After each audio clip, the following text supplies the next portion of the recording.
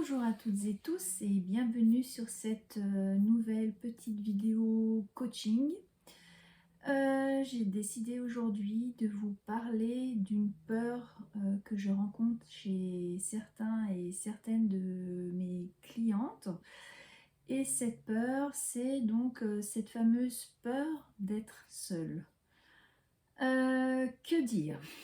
Euh, Cette peur, alors j'ai pu remarquer qu'elle est souvent liée à cette fameuse blessure d'abandon et donc que l'on rencontre sous diverses formes, notamment lorsque l'on est enfant.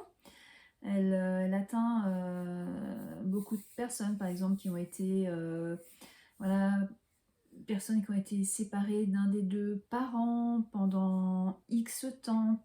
Ça va être des personnes souvent issues de familles de parents divorcés. Alors on va pas faire une généralité, attention à ce que je dis, ce n'est pas une généralité, c'est un constat. Tous les enfants de parents divorcés ne souffrent pas de cette peur d'être seuls, bien heureusement. J'ai également remarqué que cette peur d'être seule, pour la clientèle, en tout cas féminine, est souvent liée à un schéma un peu, on va dire, répétitif, là encore lié à une croyance collective qui date depuis des millénaires. Donc cette croyance, c'est une croyance un peu patriarcale, c'est-à-dire nous en tant que femmes, on s'est souvent construite avec une croyance il faut un pilier masculin pour être en sécurité, il faut un pilier masculin pour être heureuse. Et d'ailleurs, voilà, on le retrouve, cette croyance collective complètement idiote, on la retrouve dans quasiment tous les contes de fées, ces contes de fées, de princesses qui ont besoin, alors soit elles ont un super papa qui est roi, et ensuite eh ben, elles vont aller se marier avec un gentil prince. Voilà, voilà, on est vraiment éduqués en tant que petite fille sur ce modèle très patriarcal. Et il est clair que cette peur d'être seule peut résulter de cette croyance complètement erronée. Les solutions pour dépasser cette peur d'être seule, cette blessure aussi d'abandon, puisque c'est quand je reçois les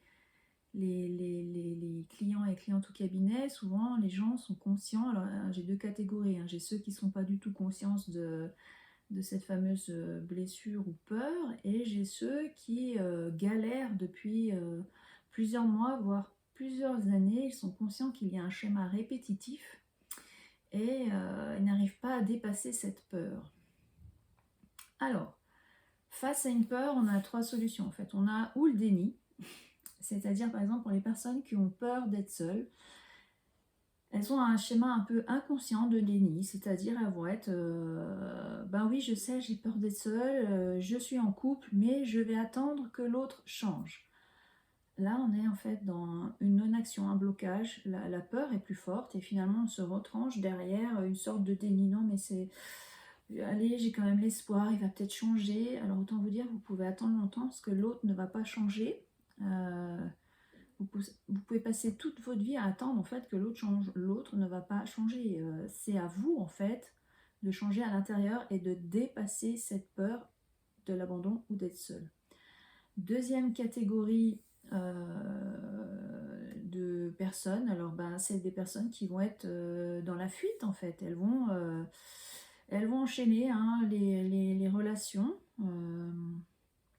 La peur est encore une fois trop difficile à surmonter et ouais, fuite et déni, c'est un peu pareil en fait. Elles vont enchaîner les relations et toujours ce schéma répétitif, mais voilà, elles vont pas prendre le temps en fait de faire cette phase seule pour aller voir à l'intérieur, c'est trop compliqué, donc on fuit et on enchaîne les relations. Voilà, on se rend compte effectivement qu'on n'est pas avec la bonne personne et on renchaîne. Surtout, on ne laisse pas de moment toute seule, voire 1 ou 2 jours maximum ou une semaine, mais c'est trop compliqué à vivre. On n'y arrive pas, on est submergé par la peur et on se laisse embarquer dans encore un schéma répétitif. Troisième catégorie, on va avoir les gens en fait qui vont quand même prendre le taureau par les cornes et qui vont aller demander de l'aide. Alors, c'est très bien de demander de l'aide, mais là encore, une fois qu'on va mettre en lumière cette peur de l'abandon ou cette peur d'être seul, vous pourrez faire 15 000 thérapeutes, psy, coach, énergéticien, hypnothérapeute, tout ce que vous voulez, kinésiologue ou que sais-je, c'est très bien d'aller demander de l'aide, mais une peur, on va revenir dessus. Comment peut-on dépasser une peur? Nous, en tant qu'accompagnants, on va vous donner des outils, mais cette peur, à un moment, va falloir, pour la dépasser, il va falloir la vivre en fait. Et tant que vous ne la vivrez pas, tant que vous ne l'accueillerez pas, tant que vous ne la traverserez pas, eh bien j'ai envie de dire qu'il ne se passera jamais rien en fait. Vous pourrez aller voir 15 000 thérapeutes qui vous donneront 15 000 outils. Si vous ne passez pas à l'action pour aller à la rencontre de cette peur, eh bien vous aurez toujours cette peur d'être seul. Et ça, c'est valable un peu pour toutes les peurs. Alors, que faire?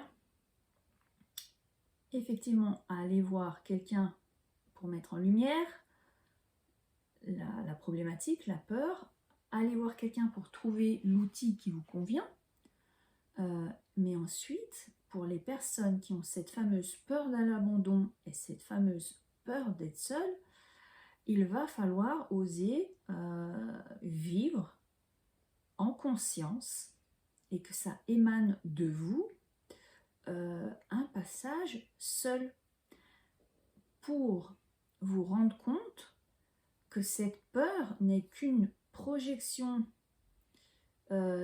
mentale de quelque chose qui n'existe pas.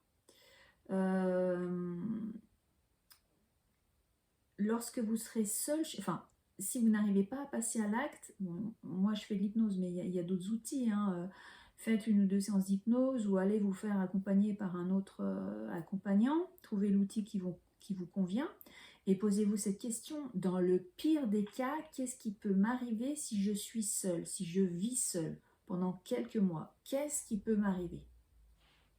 Il ne peut rien vous arriver, vous êtes en sécurité. Ce qui vous fait paniquer, c'est des croyances erronées qui sont venues se loger dans votre inconscient. Vous vous êtes construit sur des données qui ne sont plus valables.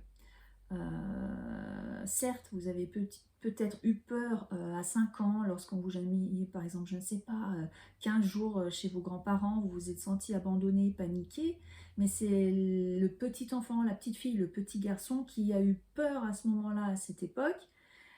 Cette peur, elle est venue se loger inconsciemment dans votre inconscient, en fait, elle est venue se loger suite à votre réaction, mais au jour d'aujourd'hui, vous êtes un adulte. Vous savez très bien que si vous êtes tout seul chez vous, il ne va rien vous arriver. Vous êtes en sécurité. Donc, comment, là je vais repartir un peu sur l'hypnose, moi je peux vous aider en renforçant votre confiance en vous, en faisant des séances pour aller déloger un peu ces croyances collectives ou personnelles qui sont venues se loger dans votre inconscient et qui sont erronées, pour remplacer avec de nouvelles données plus sécures. Mais le travail, c'est vous qui allez devoir le faire. Je voulais rebondir encore sur autre chose. Il faut renforcer aussi la confiance en vous. Les personnes souvent qui ont peur d'être seules restent, elles acceptent tout et n'importe quoi dans leur relation de couple. Il faut s'aimer soi-même profondément avant de se mettre en couple. Les personnes qui n'ont même plus conscience que se faire humilier, se faire rabaisser, se faire frapper, se faire menacer, on n'est pas dans une relation d'amour. Se faire tromper à tout bout de champ, on n'est pas dans une relation d'amour, on est dans une relation toxique.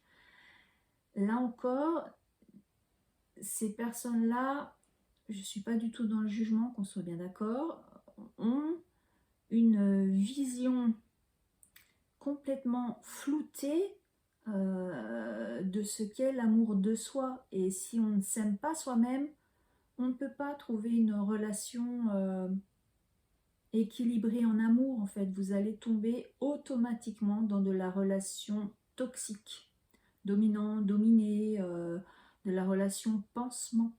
Vous allez en fait tous les deux, voilà, vous serez dans la relation branquinolente en fait. Vous ne serez pas dans une relation réellement d'amour universel. Voilà, donc c'était la petite vidéo que je voulais faire aujourd'hui.